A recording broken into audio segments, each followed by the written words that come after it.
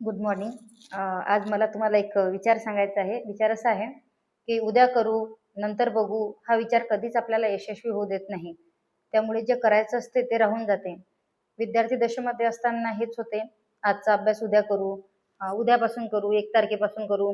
नंतर जेव्हा आपल्याला अ, म्हणजे व्यवसाय संधी असतात किंवा काही काय जे जीवनात करायचं आहे तेव्हाही करताना पुढच्या वर्षीपासून करते, पुढच्या महिन्यापासून करते.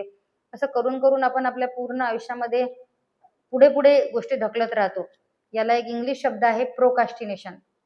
प्रोकास्टिनेशनचा अर्थ हाच आहे, आजचं काम उद्यावर ढकलणे. आणि त्याचबरोबर 2 म्हणी सुद्धा आहेत इंग्लिशमध्ये.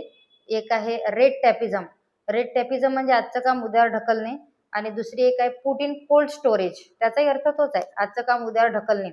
आजचं काम उद्यावर ढकलणे म्हणजे कदाचित आपण ते कधीच न करणे असाही त्याचा एक प्रकार असतो.